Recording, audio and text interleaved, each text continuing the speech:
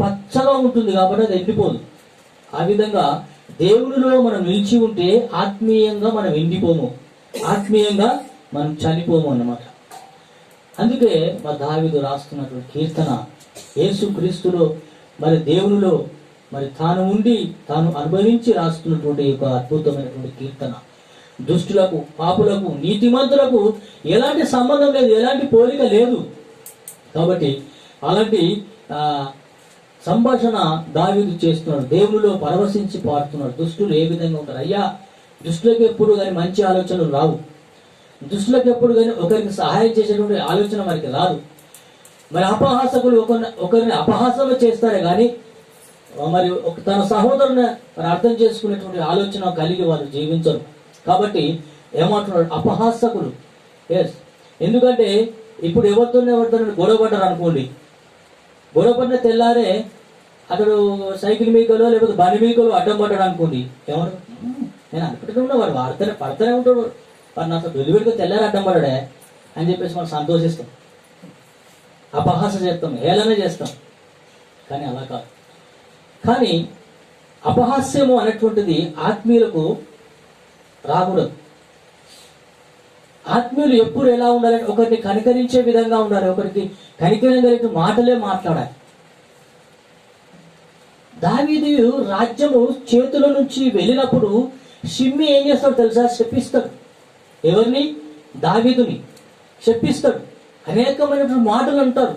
కానీ ఆ దావీదున్న సేవకుడు ఏం చేస్తాడంటే, మీరు ఆజ్ఞేయండి రాజ్యాన్ని మన తుత్తునేలుగా చేస్తా అంటాడు. వద్దు వద్దు, తిట్టలేము, యెహోవా మంచికి ఇవి కార్యం జరిగిస్తుందని చెప్పేసి అనుకున్నాడు. ఎప్పుడైతే దావీదు రాజ్యము తిరిగి దేవుడు అతనికి అప్పగించిండో షిమ్మి ఏం చేశాడు తెలుసా? భయపడి గడగడ వణికింది. ఎప్పుడైతే ఒకప్పుడు నేను దావీదును నేను శపించిన, దూషించిన, అనరాని మాటలు అన్నా, ఇప్పుడు దావీదు రాజు అయినాడు, నన్ను ఎక్కడ పిలిపించి మరి చంపిస్తాడేమో అని చెప్పేసి భయపడ్డాడు. కానీ దావీదు అతన్ని క్షమించినాడు. అలాగనే ఇక్కడ మనం చూసినట్లుంటే దుష్టుల మార్గం ఎక్కడ నడుతుందట? నాశనములకు నడుతుంది. మరి ఎప్పుడు నాశనాన్ని కోరుకుంటారు, నాశనమైన మార్గంలోనే వెళ్తారు. కాబట్టి నీతిమంతుల మార్గము, నీ మార్గము, నా మార్గము యెహోవాకు తెలియను అంటున్నాడు. దుష్టులకును అపహాసకులకును ఏ విధమైన వ్యత్యాసం ఉన్నదో, ఏ విధమైన పోలికలు ఉన్నాయో ఆ విధంగా మరి దావీదు రాస్తున్నాడు. నీతిమంతులు మరి యెహోవా ధర్మశాస్త్రమును ధ్యానించేవారు ఏ విధంగా ఉంటారు అనేటువంటి దావీదు వర్ణిస్తూ రాస్తున్నటువంటి ఈ యొక్క కీర్తన ఉంటుంది. కాబట్టి ఈ నూతన కాల సమయంలో నీవు నేను ఏ విధంగా ఉన్నాం? ఆత్మీయంగా ఫలిస్తున్నామా? ఆత్మీయంగా అభివృద్ధి చెందుతున్నామా? ఆత్మీయంగా పడిపోతున్నామా? ఆత్మీయంగా చనిపోతున్నామా అనేటువంటి విషయాన్ని మనం తెలుసుకుందాం, మనలో ఆలోచన కలిగి ఉందాం. దేవుడు అదే అంటున్నాడు, యోహాను సువార్తలో అంటున్నాడు, మీరు బహుగా ఫలించడం వలన నా తండ్రి మహిమపరచబడతాడని సెలవిస్తున్నాడు. అయ్యస్, మనము ఫలించుటే దేవుడు మహిమపరచబడతాడు.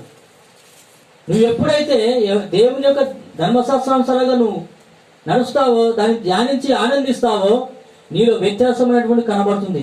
నీలో మాట తీరు, ఆ మార్పు అనేది కనబడుతుంది.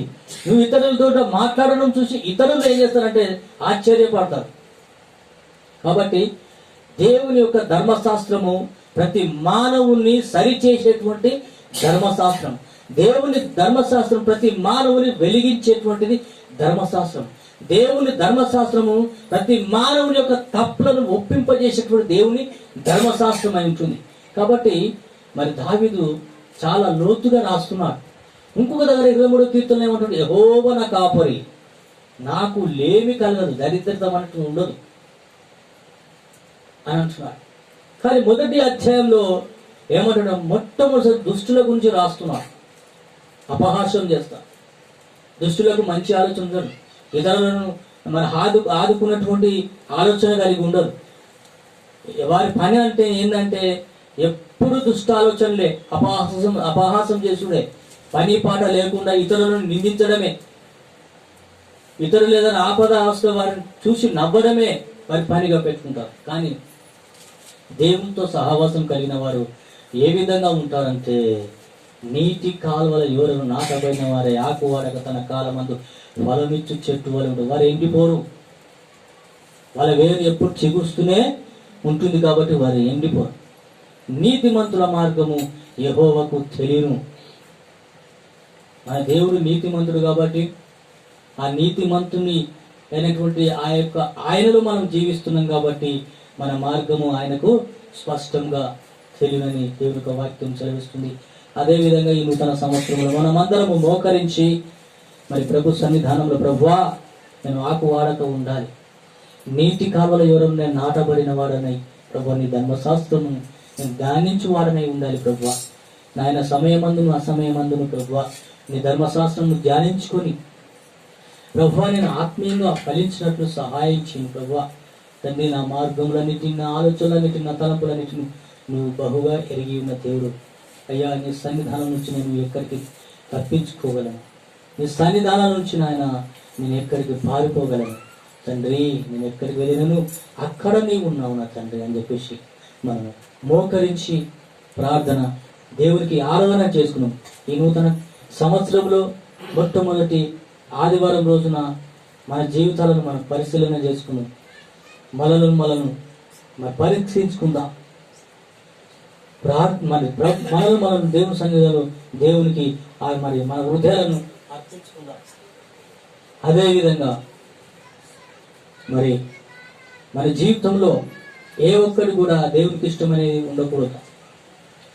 అందుకే తప్పించుకుందునా నీ సన్నిధిలో నుండి, పారిపోదునా నీ కృపలో నుండి, తప్పించుకుందునా నీ సన్నిధిలో నుండి, పారిపోదునా నీ కృపలో నుండి. ఎక్కడికెళ్ళినను నీవు అక్కడ నుంటివి, ఎక్కడికెళ్ళినను నీవు అక్కడ నుంటివి.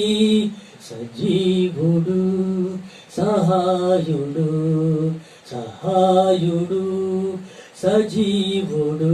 హల్లెలూయా, ప్రైజ్ ది లార్డ్. ఎక్కడ ఉన్నా దేవుడు అక్కడ. నువ్వు సముద్ర దిగంతులు రెక్కలు కట్టుకొని ఉన్నా ఆయన చెయ్యి నేను పట్టుకొని ఉంటుంది. సహోదరి సహోదరుడా, you never escape before the God. నువ్వు never escape sight of the God. దేవుని దృష్టి నుంచి నువ్వు తప్పించుకోలేవు, అది అసాధ్యం. కాబట్టి మన హృదయాలను ఆయన సన్నిధిలో కుమ్మరిస్తున్నాం.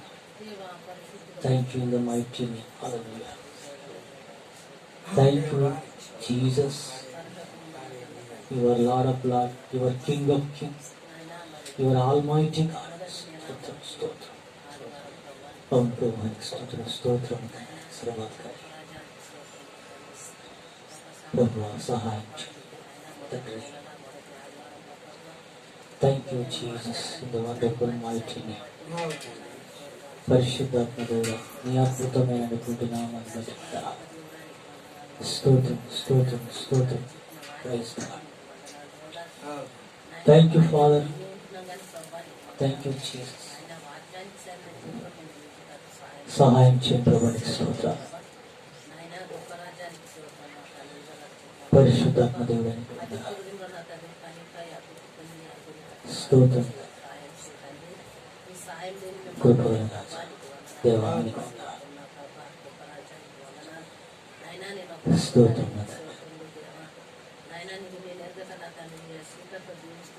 తండ్రి స్తోత్రం. అవును తండ్రి, మాలో ఉన్నటువంటి భక్తిహీనతను తీసి స్తోత్రం, మాలో ఉన్నటువంటి నటన జీవితాన్ని తీసి ప్రభునికి స్తోత్రం. ప్రభువా స్తోత్రం. నైనా పైకి ఆత్మీయుడుగా కనబడుతున్నాను, పైకి ఆత్మీయురాలుగా కనబడుతున్నాను. అయ్యా నాలో ఉన్నదంతా పాపమే ప్రభువా. Thank you Jesus. ప్రభువా నా హృదయాన్ని చూస్తున్న దేవుడు, దేవా నన్ను బలపరుచున్నాడు, క్షమించు. హల్లెలూయా. The glory glory glory. హల్లెలూయా. అవును తండ్రి స్తోత్రం. అవును తండ్రి నీకు వందనాలు. స్తోత్రం. ఆమేన్. Praise the Lord. Thank you. స్తోత్రం స్తోత్రం స్తోత్రం. అవును తండ్రి. దేవా మరి నూతన సంవత్సరం మాకు అనుగ్రహించినందుకు అవును తండ్రి. దేవా నూతన సంవత్సరం ఈ దినమును దేవా నూతన దినమందు మీ సన్నిధిలో ఈ రీతిగా హల్లెలూయా. మీ స్తోత్రం. దీవెనలతో కలిసి నిన్ను ఆరాధించటకు గణపరచటకు మీరు ఇచ్చిన ఈ గొప్ప సమయాన్ని బట్టి సహవాసాన్ని బట్టి హల్లెలూయా. నా ప్రభా నూతన సంవత్సరం దీవెనల చేత మిమ్మల్ని నింపుతున్నందుకు స్తుతిస్తున్నాను. స్తోత్రం తండ్రి. మరింత వరకు కీర్తన గ్రంథము నా ప్రభా అవును తండ్రి. దేవా మేము చదువుతున్నాము ప్రభా ఈ సంవత్సరంలో నా ప్రభా నీ వాక్యానుసారమైనటువంటి జీవితంలో నాకు దయచేస్తానని స్తోత్రం. స్తోత్రం. స్తోత్రం. దయగల దేవా తండ్రి స్థుతించకు గణపరచకు హల్లెలూయా. ఆరాధించకు నీవిచ్చినటువంటి యొక్క దేవుని బట్టి నీకు వందనాలు. స్తోత్రం. ప్రభా దేవా నీ సన్నిధిలో నిలబడి దేవా స్వచ్ఛమైన లెక్కలు ఉంచి దేవా నీ రక్తం ఆయన మా కొరకు చిందించి నా ప్రభా ఈ దినము మాకు ఏర్పాటు చేసినందుకు నీకు వందనాలు. స్తోత్రం. ఈ మధ్యాహ్నం కాల్సింది ప్రభా నా తండ్రి నా పట్ల చేసిన మేలులకు ఉపకారములకు నీ నాయన ఏమిచ్చినా నీ రుణం తీర్చలేము తండ్రి. దేవా మనసుతో నలిగినటువంటి హృదయంతో యుద్ధకు పాటి స్తుతి ఆరాధన మీ పేరున సమర్పించి ఆరాధించుకుంటున్నాను తండ్రి. ఆమేన్. ఆమేన్. పరిశుద్ధుడా థ్యాంక్ యూ. పరలోకమందున్న థ్యాంక్ యూ. నా తండ్రి, హల్లెలూయా. గ్లోరీ. నా గొప్ప దేవుడానికి స్తోత్రములు నాయనా. Praise the Lord. అయ్యా మరి నా తండ్రి నాయన మరి నూతన దినముల ప్రభావ గడిచిన దినముల ప్రభావ ఎంతో స్తోత్రం తండ్రి. కాపాడి మళ్ళా నూతన సంవత్సరంలో అడుగుపెట్ట మాకు మంచి స్తోత్రం. సమయం ఇచ్చిన దేవుడానికి స్తోత్రం. స్తోత్రములు స్తోత్రం. తండ్రి. మరి నూతన సంవత్సరములో ప్రభావ స్తోత్రం. మొదటి ఆదివారంలో స్తోత్రం. ప్రభావ అయ్యా ఈ మంచి ఓపికత నాయన నీ స్తోత్రం. ప్రేమలతో కలిసి ఆరాధించడానికి స్తుతించడానికి అవును తండ్రి. ఘనపరచడానికి నిన్ను మయపరచడానికి మంచి సమయం ఇచ్చిన దేవుడా హల్లెలూయా. నీకు స్తోత్రం. స్తోత్రములు నాకన్న తండ్రి. మరి ఈ మొదటి ఆదివారం స్తోత్రం. ప్రభా నీకు స్తోత్రములు తండ్రి. మరి ఇక మేము నా తండ్రి ఈ అవును తండ్రి. నాయన మొదటి కీర్తనలో ప్రభా నాకన్న తండ్రి అవును నీకు తండ్రి. స్తోత్రములు. స్తోత్రం. దుష్టుల మార్గము నిలవక ఆపత్తుల హల్లెలూయా. చోట కూర్చుండక అవును. అయ్యా మరి నా తండ్రి మరి కాలువ ఊరిన అవును. నాటబడిన ఆమేన్. నా తండ్రి వాకు వలె ఆడకుండా హల్లెలూయా. ప్రభా నీకు అవును స్తోత్రములు తండ్రి. తండ్రి. స్తోత్రం. పచ్చగా ఎగురున్నట్టు ప్రభా నీకు హల్లెలూయా. స్తోత్రములు.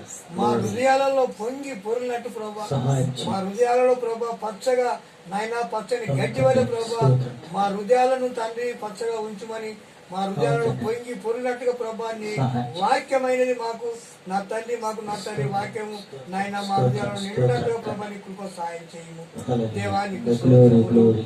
అయ్యా మరి ఇదే విధంగా ప్రభా మొదటి ఆదివారం మొదటి అవును కీర్తనలో ప్రభా ఈ వాక్యం విన్నంతనే కాదు కానీ ప్రభా అవును నీకు తండ్రి. స్తోత్రములు. స్తోత్రం. అయ్యా నీకు అంకితమైన జీవితం జీవించి నాయన దినం అవును తండ్రి. ఎదుగుతానికి నాయన ఈ నూతన సంవత్సరంలో అవును ప్రభు. లోతైన మర్మాలు తెలుసుకోవడానికి నీ కృప సాయం చేయి దేవానికి స్తోత్రములు. స్తోత్రం నా ప్రభు. అయ్యా మా కొరకైన నా కన్నతాన్ని నీ అవును కుమారుడు తండ్రి. యేసుక్రీస్తు నాయన మరణించి 3 రోజులు నాయన తిరిగి లేచి నాయన మాకు నిత్య జీవం ఇచ్చిన దేవుడానికి స్తోత్రములు. అవును తండ్రి. మరి తిరిగి లేచేపటికి నిత్య జీవం దొరికింది కానీ ప్రభా అవును నువ్వు తండ్రి. తిరిగి లేవకపోతే ఈ నిత్య జీవం మాకు దొరికేది కదా అవును తండ్రి. ప్రభు. నీకు స్తోత్రం. నిన్ను తండ్రి అని పిలుచడానికి మేము అడుగుతున్నాం కదా దేవానికి స్తోత్రం. స్తోత్రం నా తండ్రి. అయ్యా మరి ఇంత కాదు కానీ ప్రభా నీకు స్తోత్రములు ప్రభా నాయనా మరి మేము ఏమి ఇవ్వగలం తండ్రి అవును. నీకు స్తోత్రములు. నీకు ఏమి ఇచ్చిన నీ రుణం అవును. తీర్పలేదు తండ్రి. నువ్వు ఇచ్చిన త్యాగానికి నువ్వు చేసిన అవును త్యాగం ప్రభు. అయ్యా మా ఇరిగిన నలిగిన హృదయాన్ని నీ చేతిలో సమర్పించుకోమని యేసు పరిశుద్ధ నామమున ఆరాధిస్తున్నాను నాకు అన్నట్టు. ఆమేన్. ఆమేన్. హల్లెలూయా. స్తోత్రం నా తండ్రి నీకు. అవును ప్రభు. అవును తండ్రి. అవును ప్రభు. అవును తండ్రి. అవును ప్రభు. అవును ప్రభు.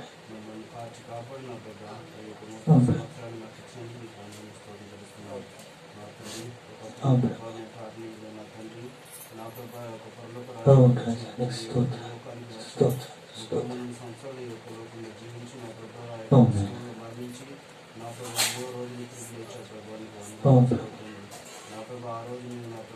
అవును ప్రభు. అవును తండ్రి.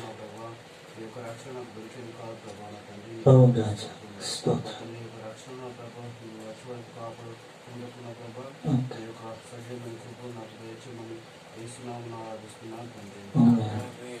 సర్వ శరీరులుగా దీని పోలిన వారయున్నారు. సర్వ శరీరులుగా దీని పోలిన వారయున్నారు. వరి అందమంతయు పూవలే వాడిపోవును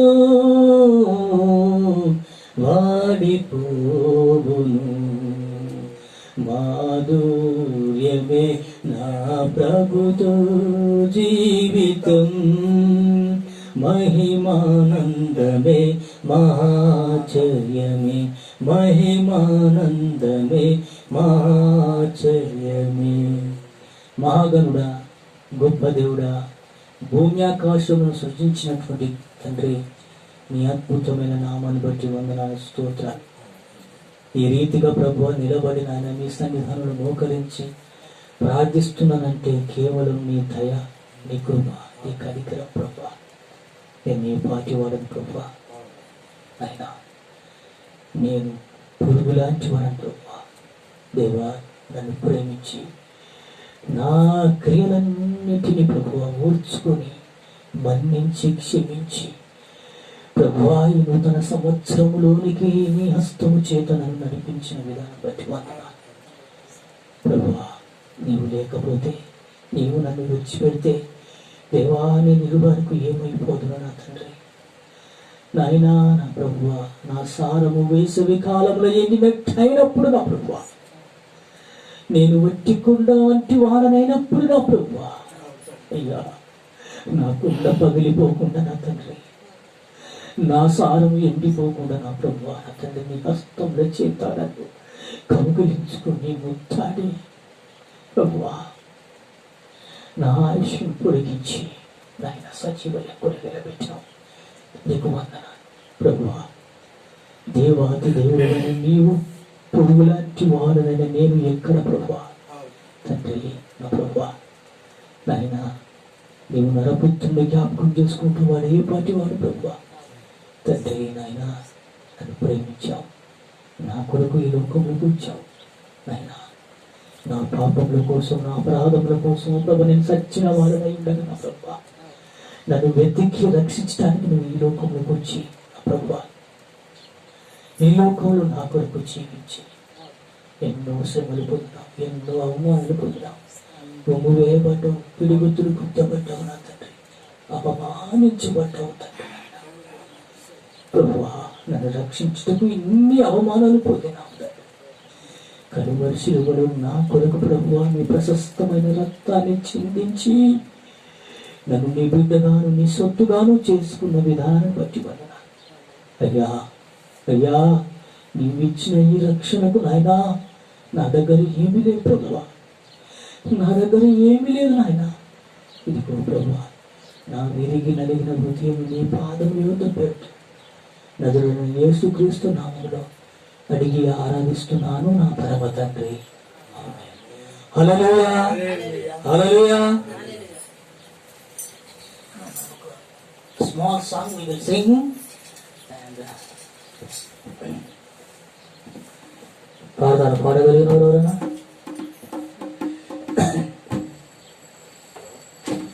ఆయనే నా సంగీతము బలమైన కోటయును శివాధిపతియు ఆయనే నా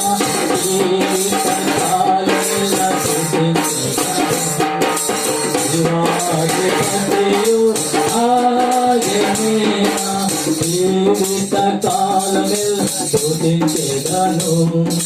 స్తుతుల మధ్యలో నివాసం చేసి దూతలిల్ల పొగడే దేవుడాయనే. స్తుతుల మధ్యలో నివాసం చేసి దూతలిల్ల పొగడే దేవుడాయనే. వేడుకుందు భక్తుల సారము వేనే, వేడుకుందు భక్తుల సారము వేనే. దిక్కులేని పిల్లలకు దేవుడాయనే, దిక్కులేని పిల్లలకు దేవుడాయనే. ఆయనే నా సంగీతము. ఇద్దరు ముగ్గురు నా నామాంతరమా ఏకీభవించిన వారి మధ్య లేనా ఇద్దరు ముగ్గురు నా నామమున ఏకీభవించిన వారి మధ్య లేనా ఉండే గణనిన మన దేవుడే ఉండే గణనిన మన దేవుడే కరములు కట్టి స్తుతించెదము కరములు స్తుతించెదము ఆయనే నా సంగీతము బలమైన కోటయును వివాదితకులు ఆయనే నా జీవితకాలముల స్తుతించెదము వివాదితకులు ఆయనే నా జీవితకాలముల స్తుతించెదము ఆయనే నా సంగీతము సృష్టికర్త క్రీస్తు నామమున ఏకకాలమై స్తుతించెదము సృష్టికర్త క్రీస్తు నామమున ఏకకాలమై స్తుతించెదము ఆకలిలో సత్యముందును ఆకలిలో సత్యముందును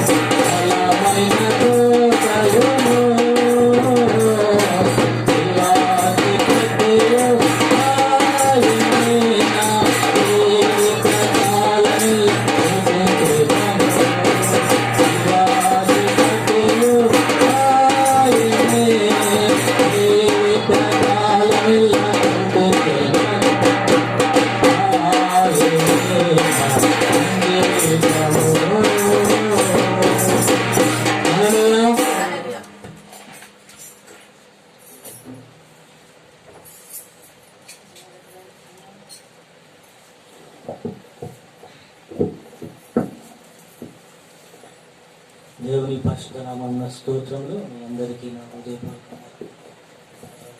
వందనాలు.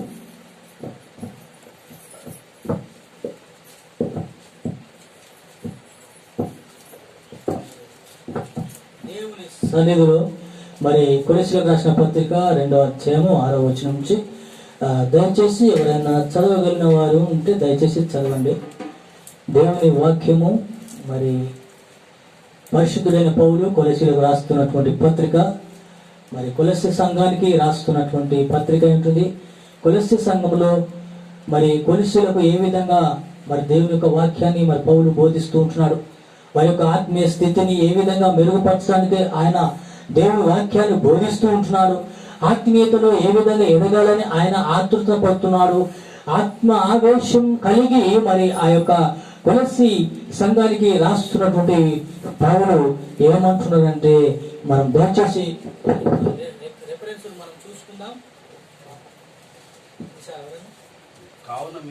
కావున మీరు ప్రభు అయిన క్రీస్తు యేసును అంగీకరించిన విధంగా ఆయన యందు ఏరు పారిన వారై ఇంటి వల్ల కట్టబడుచు మీరు నేర్చుకున్న ప్రకారంగా విశ్వాసమందు స్థిరపరచు కృతజ్ఞతాస్తుతులు చెల్లించుట యందు విస్తరించుచు ఆయన యందు నడుచుకుంటున్నాను. పరిశుద్ధుడైన ప్రభువా, నీ అద్భుతమైన నామాన్ని బట్టి వందనాలు, స్తోత్రం ప్రభువా. నాయన, ఈ దినమున వాక్య భాగం మీరు మాకు ఇచ్చిన విధానం బట్టి స్తోత్రం చెల్లించుకుంటున్నాం ప్రభువా. నాయన, మరి కొలెస్సీలకు రాస్తున్న పత్రికలో ప్రభువా నాయన క్రీస్తులో వేరు పారేటువంటి విషయంలో మేము మాట్లాడబోచుండగా తండ్రి, నాతో బిడ్డలతో మాట్లాడమని, మీ ఆత్మీయ ఆహారం మాకందరికి పంచి పెట్టుమని, అవి భుజించినట్లు మీ అద్భుత సహాయం దయచేయమని యేసుక్రీస్తు నామములో అడిగి వేడుకొంచున్నాను తండ్రి, ఆమేన్. హల్లెలూయా. పరిశుద్ధుడైనటువంటి పౌలు కొలెస్సీ సంఘానికి రాస్తున్నటువంటి ఈ యొక్క ప్రకారంగా మనం చూస్తూ ఉంటే, మరి పరిశుద్ధుడైనటువంటి పౌలు కొలస్సీ సంఘానికి రాస్తున్న వేరు పారి ఉండుట, వేరు పారాలి. క్రీస్తులో వేరు పారి ఉండుట అంటే అర్థం ఏంటి? క్రీస్తులో వేరు పారుట చాలా ప్రాముఖ్యమైనటువంటి విషయం. ఉదాహరణకి మనం ఒక మామిడి చెట్టు కానీ, కొబ్బరి చెట్టు కానీ, సంథింగ్ ఏదైనా ఒక చెట్టు కానీ మనము దాన్ని మన ఇంటి ముందనో లేకపోతే మన ఇంటి పెరట్లోనో మరి మనం ఆ యొక్క చెట్టును నాటినట్టుంటే దాన్ని వట్టిగా నాటి వదిలిపెట్టేస్తాము. మనము వదిలిపెట్టలేము. దానికి నీళ్లు పోస్తాము, దాని చుట్టూ కంచె వేస్తాము, దానికి ఎరువు వేస్తాము, దానికి ఇంకా ఎన్నెన్నో చేస్తాము. ఎందుకు అంటే అది పచ్చగా ఉండాలని, అది ఆ మొక్క ఎదగాలని, అది ఎదిగిన తర్వాత దాని ఫలములు మనం తినాలి, మనం భుజించాలని ఆశపడుతూ ఉంటాం. అంతనే కాదు. ఎంతమందికి ఉన్నాయి మామిడి చెట్లు? ఉన్నాయా? మనకున్నాయా మామిడి చెట్లు? ఉన్నా లేకున్నా ఆ చెట్లలో కాసేటువంటి ఫలాలను మనం ఆశిస్తాం ఎక్కువగా. అంతనే కాదు. మనకు ఒక చెట్టు ఉందనుకోని, ఒక జామ చెట్టు ఉందనుకోని, ఆ జామ చెట్టును పెడితే మనం పెట్టి అలాగే వదిలేస్తామా? విడిచిపెడతామా? పెట్టి ఆ చెట్టును విడిచిపెట్టలేము.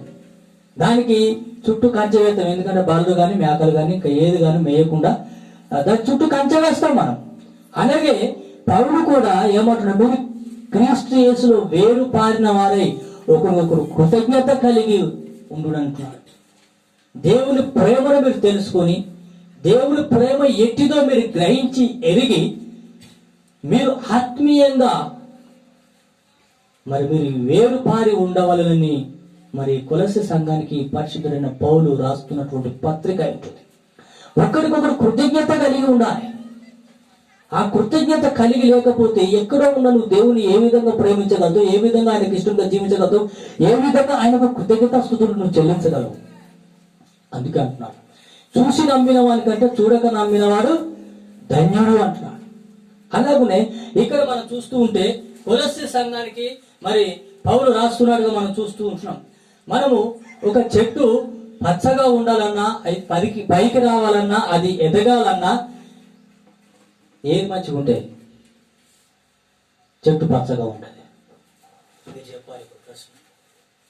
ఏది పచ్చగా ఉంటే మరి చెట్టు బాగుంటుంది? కొమ్మల లేకపోతే ఆకుల?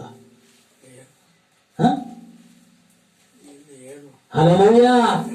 వేరు పచ్చగా ఉండాలి, వేరు మంచిగా ఉండాలి. వేరు మంచిగా ఉంటే కొమ్మలు పచ్చగా ఉంటాయి, ఆకులు పచ్చగా ఉంటాయి. అంతేనా కాదు? మరి మొదట్లోనే ఏరు ఎండిపోతే చెట్టు అంతా పచ్చగా ఉంటుందా? ఎండిపోతుంది. అలాగే క్రీస్తు యేసులో మీరు వేరు పారిన వారై, క్రీస్తు యేసులో మీరు జీవించిన వారై ఉంటేనే మీరు పచ్చగా ఉంటారు. ఆత్మీయ ఫలములు మీరు ఫలిస్తూ ఉంటాయి, మీరు ఎదుగుతూ ఉంటారు, ప్రతి క్షణం మీరు వర్ధిల్లుతూ ఉంటారని దేవుని యొక్క వాక్యము సెలవిస్తున్నట్టుగా మనం చూస్తూ ఉంటాం. అలాగనే మరి ఇక్కడ చూడండి, ఒక చెట్టు వేరుకు ఆధారము నీరు. ఆ నీరుకు ఆధారము అంటే దేవుని యొక్క వాక్యం. ఎప్పుడైతే ఈ చెట్టును నీ వాక్యము చేత, ఆ వాక్యమని నీరు చేత నువ్వు పోస్తావో, అప్పుడు ఆ వేరు ఎండిపోకుండా చిగురుగా పచ్చగా ఉంటుంది. ఒక చెట్టు పచ్చగా ఉండాలన్నా, ఎదగాలన్నా, బాగుపడాలన్నా, ఎండిపోవాలన్నా మరి వేరు మంచిగా ఉంటేనే చెట్టు మంచిగా ఉంటుంది. కాబట్టి మరి కొలస్సీ సంఘానికి మరి పౌలు రాస్తున్నారు, మీరు క్రీస్తులో వేరు పారు, బి రూటెడ్ ఇన్ క్రైస్ట్. క్రీస్తులో వేరు పారుట అంటే క్రీస్తులో మనం అతకబడి ఉండుట, క్రీస్తులో మనం జీవించుట. కాబట్టి ఇక్కడ మనం చూస్తూ ఉన్నట్టయితే మరి దేవుడు ఒక ప్రశ్న వేస్తున్నాడు. ఏమని ప్రశ్న వేస్తున్నాడంటే, నీ ఆత్మీయ జీవితము ఏ విధంగా ఉన్నది చెక్ చేసుకోమంటున్నాడు దేవుడు. ఈ రోజు నువ్వు చూసుకోమంటున్నాడు దేవుడు. మన ఆత్మీయ జీవితం, మన ఆత్మీయ వేరు ఎలాగున్నది అనేటువంటి దేవుడు ఈ రోజున మనల్ని చెక్ చేసుకోమంటున్నాడు. చెక్ చేసుకుంటే నీ ఆత్మీయతలో ఎంతగా ఎదుగుతున్నావో అనేటువంటిది నీకు తెలుస్తూ ఉంటుంది. ఎస్, ఆ విధంగానే దేవుడు మనకు సెలవిస్తుంటాడు. నీ ఆత్మీయత ఎలా ఉంది, నీ నడిపింపు ఎలా ఉంది, నీ నడవడిక ఎలా ఉంది, నీ తలంపులు ఎలా ఉన్నాయి, నీ ఉద్దేశం ఎలా ఉంది, అన్నిటికన్నా ప్రాముఖ్యంగా నీ హృదయం ఎలా ఉంది. అందుకే పౌలు కొలసి సంఘానికి రాష్ట్రం ఒక్కరికొకరు కృతజ్ఞత గలవారై మరి దేవునిలో వేరుపారి ఉండుడి, అంటే పచ్చగా ఉండుడి, ఆత్మీయంగా ఉండుడి, దేవునికి ఇష్టడుగా వెలుగుడు అంటున్నాడు. అదే విధంగా మనం చూసినట్టుంటే రోమీలకు రాసిన పత్రిక 11వ అధ్యాయం 16వ వచనం. రోమీలకు రాసిన పత్రిక 11వ అధ్యాయం 16వ వచనం. పరిశుద్ధుడు పౌలు రోమీ సంఘం కూడా రాస్తూ ఉంటున్నారు. రోమాలో ఉన్నటువంటి ఆ యొక్క క్రైస్తవ విశ్వాసులకు పౌలు సెలవిస్తున్నాడు. ఏ విధంగా సెలవిస్తున్నాడు? ఏ విధంగా మీరు క్రీస్తును వెంబడించాలి, ఏ విధంగా క్రీస్తు రక్తంలో మీరు పాలివారై ఉండి, ఆయన రక్తంలో మీరు కడగబడి, ఆయన రక్తంలో మీరు శుద్ధి చేయబడిన తర్వాత మీరు ఎందుకు ఈ విధంగా ఉంటున్నారు అనేటువంటిది మరి రోమీలకు రాసిన సంఘము, రోమీలకు రాసిన పత్రికలో మరి పౌలు హెచ్చరిస్తూ ఉంటున్నారు. 11:16 ముద్దలో మొదటి పిడికెడు పరిశుద్ధమైనదైతే ముద్దంతయు పరిశుద్ధమే, వేరు పరిశుద్ధమైనదే కొమ్మను పరిశుద్ధం. చాలా హల్లెలూయా. వేరు పరిశుద్ధమైనదైతే ఏంటంటే కొమ్మలు పరిశుద్ధమే. హల్లెలూయా. కొమ్మలు పరిశుద్ధంగా ఉండాలి, నీ పుట్టబోయే సంతానం పరిశుద్ధంగా ఉండాలి, నీ చుట్టుపక్కల ఉన్నవారు పరిశుద్ధంగా ఉండాలి. ఎప్పుడు పరిశుద్ధంగా ఉండాలి? నీలో ఉన్నటువంటి వేరు పరిశుద్ధంగా ఉన్నారు. ముద్ద కొంచెమైనా పరిశుద్ధంగా ఉంటే ఆ ముద్ద అంతా పరిశుద్ధంగానే ఉంటుంది, కానీ పులిసిపోయినట్టుగా ఉండదు. పులుసుల పిండిని గురించి కూడా యేసు ప్రభు నూతన నిబంధనలు మాట్లాడుతున్నారు. వాళ్ళు పులుసుల పిండి అంటే ఎవరు అంటే శాస్త్రులు, పరిచయులు, సద్దుకాయలు, ధర్మశాస్త్రోపదేశములు గురించి మాట్లాడుతారు. వీళ్ళంతా ఏంటంటే పులిసిన పిండి. హల్లెలూయా. పులిసిన పిండి అంటే తెలుసా? పులిసిన పిండి అంటే ఖరాబ్ అయినటువంటిది, పాచిపోయినటువంటిది. కాబట్టి ఇక్కడ రోమీయులకు రాసిన పత్రికలో మరి పౌలు ఏమంటున్నాడంటే ముద్ద పరిశుద్ధమైనది, అంటే ఆ ముద్ద కూడా అంతా కూడా పిడికెడు పరిశుద్ధమైనది, ఆ ముద్ద అంతా కూడా పరిశుద్ధమైనదని పౌలు సెలవిస్తున్నాడు. వేరు పరిశుద్ధంగా ఉంటే కొమ్మలు కూడా అవి పరిశుద్ధంగానే ఉంటాయి, అవి చక్కగా ఫలిస్తాయి, చక్కగా మరి ఆత్మీయ స్థితిలోనికి అవి ఎదుగుతూ ఉంటాయి అన్నమాట. ఇక్కడ మనం చూసినట్టయితే అదే విధంగా దేవుడు నిన్ను నన్ను మనందరినీ ఏ విధంగా ఆయన ఆశపడుతున్నాడు, ఏ విధంగా ఉండాలని ఆశపడుతున్నాడు తెలుసా? పరిశుద్ధమైనటువంటి వేరుగా, పరిశుద్ధమైనటువంటి వేరు కలిగి జీవించాలని మరి రోమీలకు రాసిన పత్రికలో పౌలు రోమీలకు రాస్తూ ఉంటున్నాడు. మన ఆత్మీయ స్థితి ఎలా ఉంది? మన ఆత్మీయ నడవడిక ఎలా ఉంది?